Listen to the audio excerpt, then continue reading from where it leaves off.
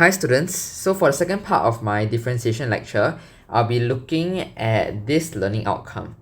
Okay, so from where we left off, okay, is from points 9 to 17.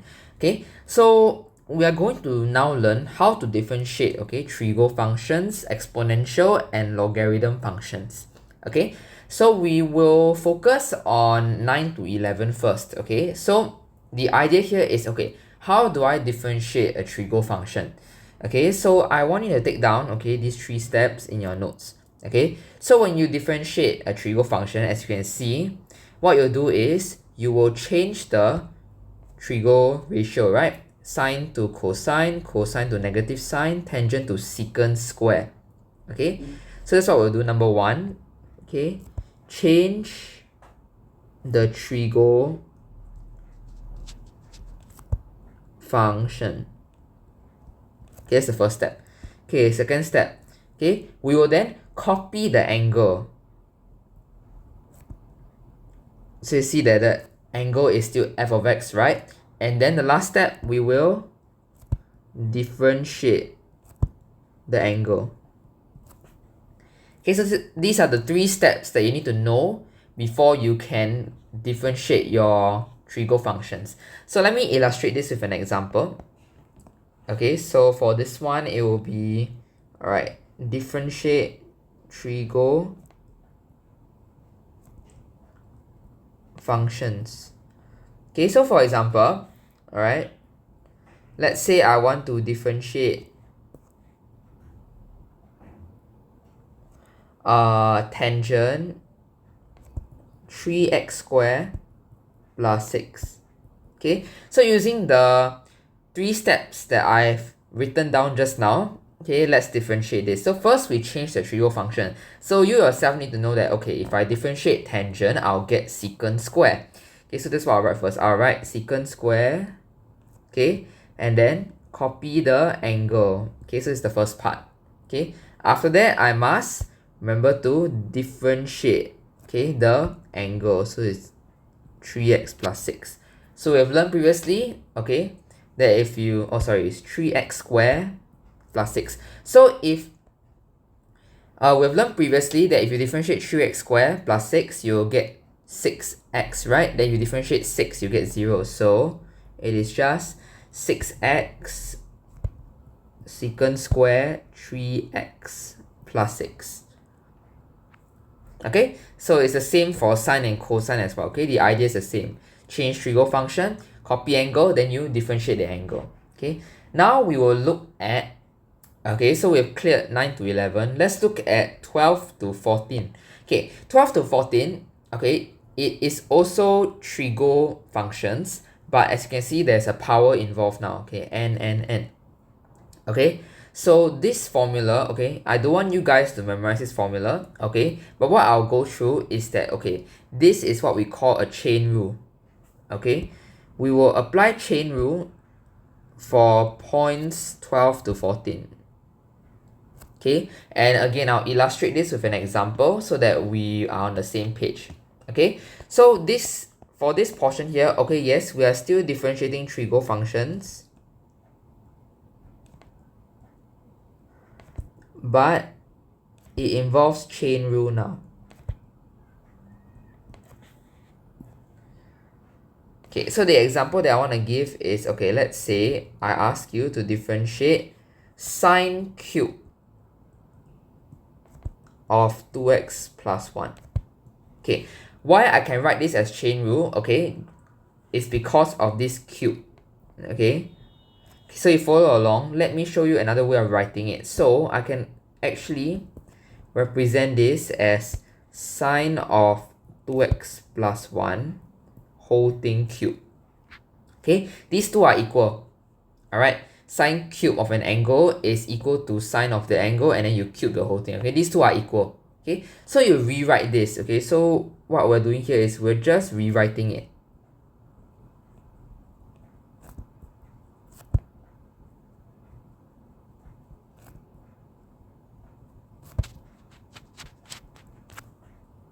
Okay, so then we will then apply chain rule. Okay, so chain rule says we bring the power down power minus 1, agree? Okay, and then what must we do? We must differentiate the bracket, right? So we will then differentiate sine of 2x plus 1. Okay, so 3 sine square 2x plus 1. Okay, how to differentiate the last part here? Last part here is what we learned previously, right? Okay, change the trigo function, copy the angle, then multiply by the differentiation of the angle. Okay, then you just piece all this together. Okay, so you differentiate this part here, you get 2, right? 2 can times the 3 in front to give 6. Okay, then the rest you just copy over.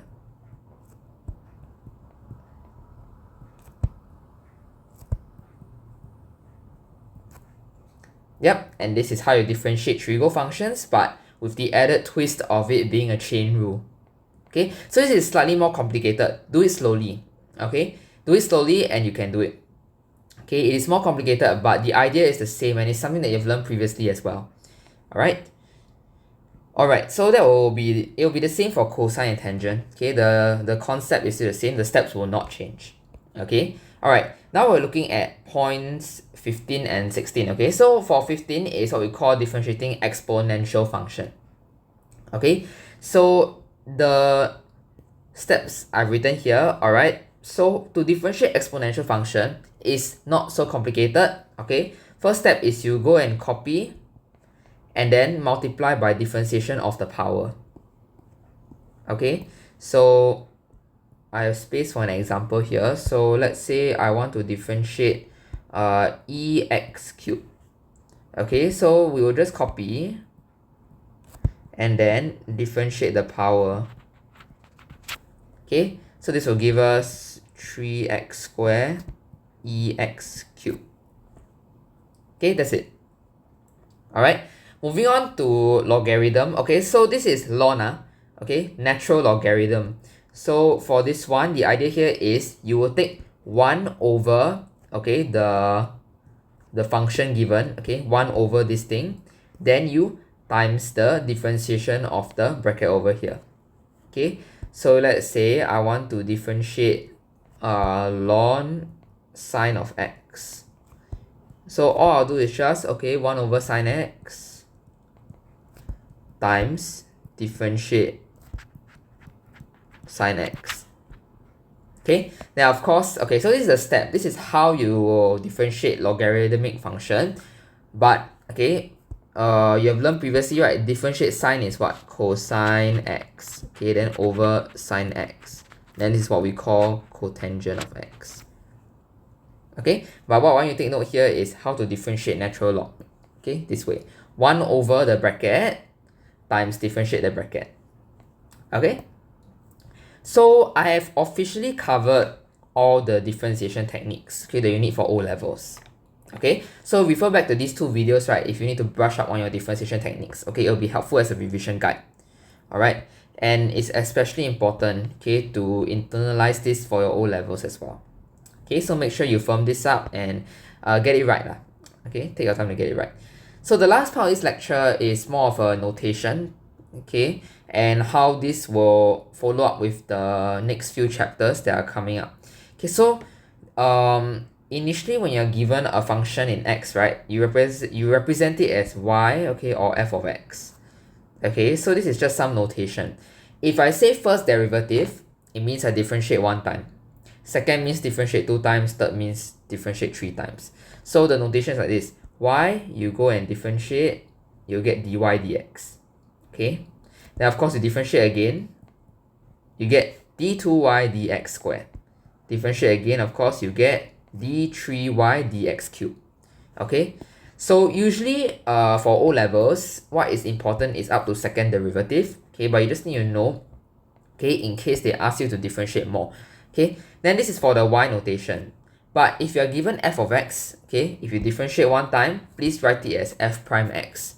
Okay, differentiate second time, then f prime prime x. Differentiate 1 more time, you'll get f prime prime prime x. Okay, so this is just some notation. So if you are given y, okay, when you differentiate dy dx, If you are given f of x, please write it as f prime x, okay, so on and so forth. Okay, so this will then conclude part 2 of my lecture on differentiation techniques. Thank you.